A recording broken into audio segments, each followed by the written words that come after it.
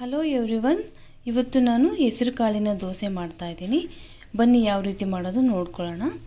ಫಸ್ಟ್ಗೆ ನಾನು ಹೆಸರು ಕಾಳನ್ನು ನೆನೆ ಇಟ್ಕೊಂಡಿದ್ದೀನಿ. ನೀರು ಹಾಕಿ ಇದನ್ನು 8 ಅವರ್ಸು ನೆನೆ ಇಡಬೇಕು.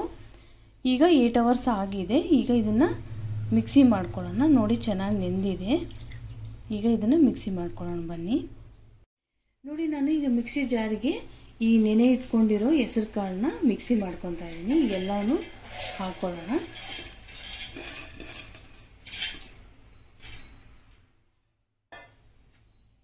ನೋಡಿ ಈಗ 4 ಹಸಿಮೆಣಸಿನ್ಕಾಯಿ ಸೇರಿಸ್ಕೊಳ್ಳೋಣ.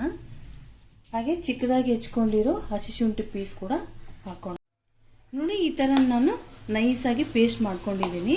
ಸ್ವಲ್ಪ ನೀರು ಮಿಕ್ಸ್ ಮಾಡಿಕೊಂಡು ಚೆನ್ನಾಗಿ ಈ ಥರ ನೈಸಾಗಿ ಮಿಕ್ಸಿ ಮಾಡ್ಕೋಬೇಕು. ಈಗ ಈ ಬೌಲಿಗೆ ಹಾಕ್ಕೊಳ್ಳೋಣ. ಈಗ ಸ್ವಲ್ಪ ಉಪ್ಪು ಸೇರಿಸ್ಕೊತಾ ಇದ್ದೀನಿ ರುಚಿಗೆ ತಕ್ಕಷ್ಟು. ಇದನ್ನು ಈಗ ಚೆನ್ನಾಗಿ ಮಿಕ್ಸ್ ಮಾಡ್ಕೋಬೇಕು.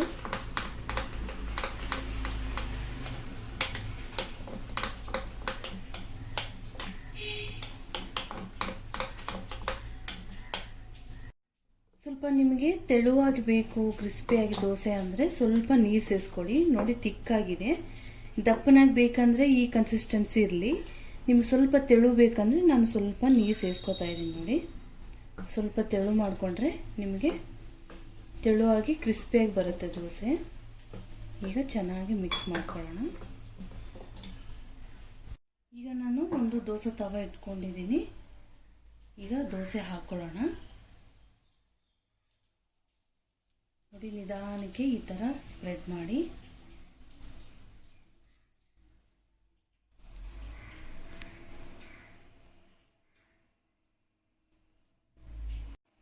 ಇದರಲ್ಲಿ ಸ್ವಲ್ಪ ಈರುಳ್ಳಿನ ಚಿಕ್ಕದಾಗಿ ಹೆಚ್ಕೊಂಡಿರೋ ಈರುಳ್ಳಿನ ಸೇರಿಸ್ಕೊಳ್ಳೋಣ.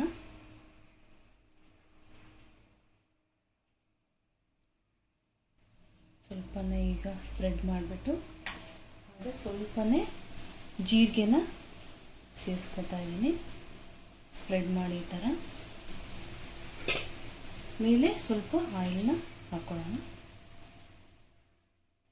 ಇದು ಸ್ವಲ್ಪ ಕೆಂಪಗಾಗಬೇಕು. ಗೋಲ್ಡನ್ ಬ್ರೌನ್ ಬರೋವರೆಗೂ ಚೆನ್ನಾಗಿ ಇದನ್ನು ರೋಸ್ಟ್ ಮಾಡ್ಕೊಳ್ಳೋಣ. ನೋಡಿ ಈಗ ಎಲ್ಲ ಕೆಂಪಗಾಗ್ತಾ ಇದೆ. ನೋಡಿ ಈಗ ನಿಧಾನಕ್ಕೆ ಇದನ್ನು ಈ ಥರ ಫೋಲ್ಡ್ ಮಾಡಿ. ನೋಡಿ ಟೇಸ್ಟಿಯಾದ ಹೆಸರು ಕಾಳಿನ ದೋಸೆ ರೆಡಿ.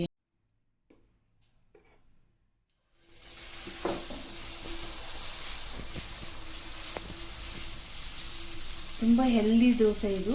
ಖಂಡಿತವಾಗ್ಲೂ ಮಾಡಿಕೊಡಿ. ಬೇಗ ಆಗುತ್ತೆ. ಟೇಸ್ಟ್ ಕೂಡ ತುಂಬ ಚೆನ್ನಾಗಿರುತ್ತೆ.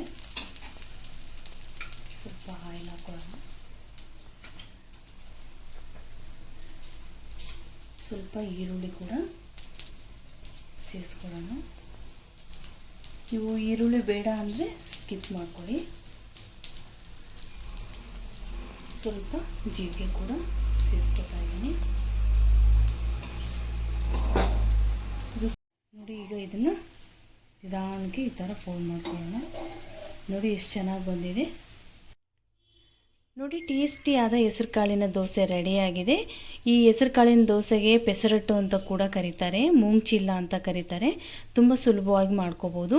ನಿಮಗೆ ಈ ವಿಡಿಯೋ ಇಷ್ಟವಾಗಿದ್ದರೆ ಪ್ಲೀಸ್ ಲೈಕ್ ಮಾಡಿ, ಸಬ್ಸ್ಕ್ರೈಬ್ ಮಾಡಿ. Thank you. ಈ ವಿಡಿಯೋ ನೋಡಿದ್ದಕ್ಕಾಗಿ ಧನ್ಯವಾದಗಳು.